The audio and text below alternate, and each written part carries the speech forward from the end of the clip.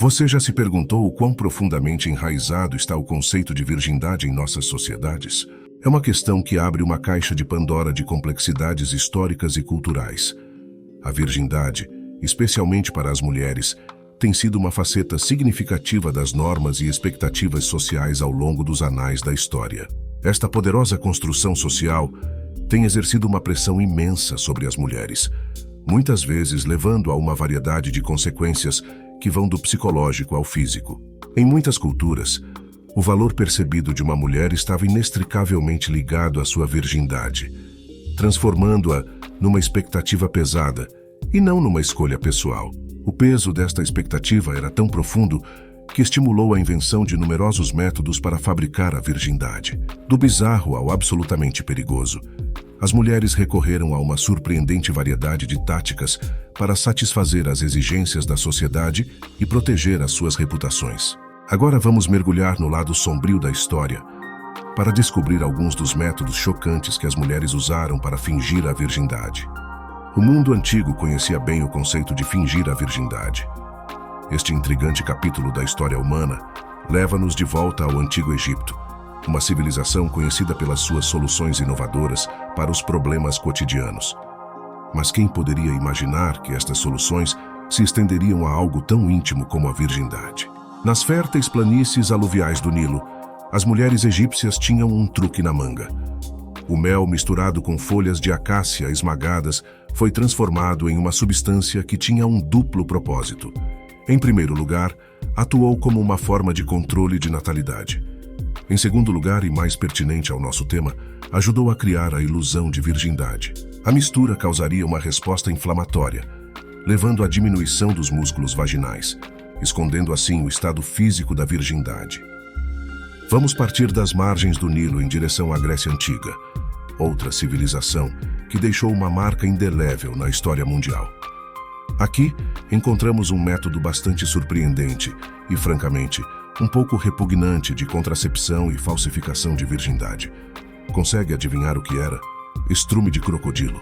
Sim, você ouviu direito. As mulheres gregas formavam um pessário, um dispositivo inserido na vagina, com esterco de crocodilo. Acreditava-se que as propriedades alcalinas do esterco matavam os espermatozoides, agindo como uma forma grosseira de contraceptivo.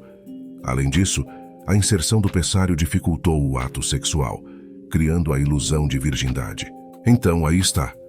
Do mel e das folhas de acácia ao esterco de crocodilo, o mundo antigo estava longe de ser ingênuo quando se tratava da arte de enganar no quarto. Estes métodos podem parecer-nos hoje grosseiros, insalubres e até absurdos, mas revelam até onde as mulheres chegaram em sociedades onde a virgindade tinha um valor social tão elevado. Por mais bizarras que essas práticas possam parecer, elas foram apenas o começo. A jornada pelos anais da falsificação da virgindade está longe de terminar. Nossa próxima parada? A Idade Média.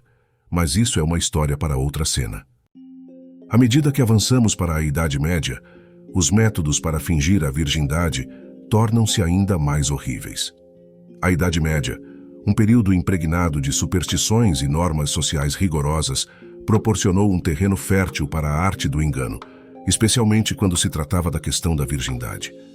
Esta era testemunhou uma série de práticas horríveis e perigosas, todas em nome da manutenção da pureza percebida por uma mulher. Um dos métodos mais grotescos envolvia o uso de sangue animal. As mulheres frequentemente obtinham sangue de galinhas, porcos ou até mesmo de coelhos e o inseriam em seus corpos. Isso foi feito para garantir que na noite de núpcias, os sinais da virgindade, definidos pela sociedade patriarcal, fossem visíveis. Quando os lençóis fossem inspecionados, a presença de sangue seria vista como uma confirmação da pureza da mulher. É um pensamento assustador, não é? Até onde as mulheres tiveram que ir para se conformarem às expectativas da sociedade. Outro método empregado era o uso de bandagens apertadas. As mulheres amarravam seus corpos, principalmente nos quadris e na cintura, para imitar as características físicas associadas à virgindade. A ideia era criar a ilusão de cintura estreita e quadris mais largos, que eram vistos como sinais de feminilidade intocada. As bandagens costumavam ser tão apertadas que causavam imenso desconforto e até levavam a complicações de saúde. Mas o medo de ser rotulado de impuro Era tão intenso que a dor era muitas vezes vista como um mal necessário. Estes métodos de fingir a virgindade não eram apenas um testemunho da pressão social sobre as mulheres, mas também um reflexo da época. A Idade Média foi caracterizada por um código moral rígido e um medo profundo do desconhecido. As mulheres que não se conformavam com as normas eram frequentemente condenadas ao ostracismo, ou pior, sujeitas a punições horríveis.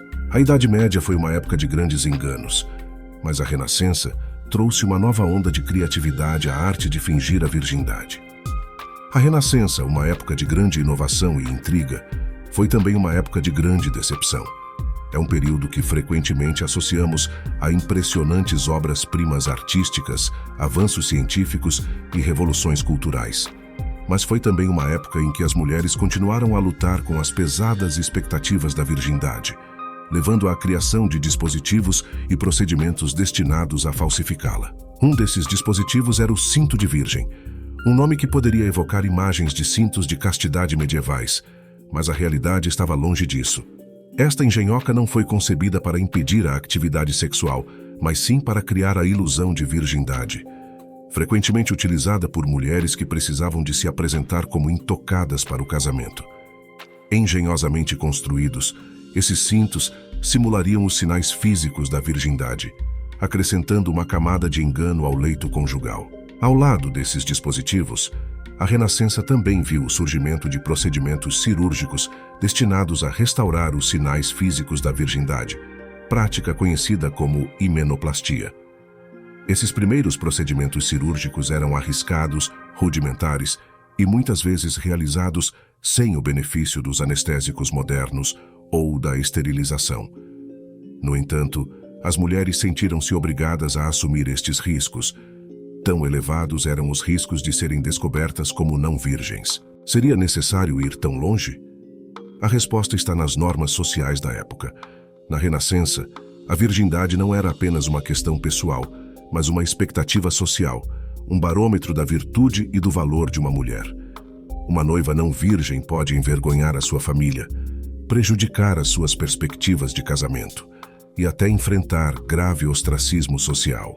Assim, as mulheres recorreram a estes métodos, movidas pelo medo, pelo desespero e pelo desejo de se conformarem às expectativas da sociedade. Elas navegaram num mundo onde o seu valor estava ligado à sua virgindade, usando a inovação e a intriga para manter uma fachada que poderia determinar o seu futuro. Esses métodos podem parecer extremos, mas eram um reflexo das pressões sociais da época. Na nossa era moderna, a pressão para manter a ilusão da virgindade deu origem a toda uma indústria. Isto não se limita às práticas antigas ou ao folclore. Está a acontecer aqui e agora, na nossa sociedade tecnologicamente avançada. Vamos começar com as cirurgias de reconstrução do ímen. São procedimentos em que o cirurgião cria uma membrana semelhante ao ímen, uma parte da anatomia da mulher frequentemente associada à virgindade. Algumas mulheres chegam a viajar para o exterior para se submeterem a essas cirurgias, longe de olhares indiscretos em suas comunidades.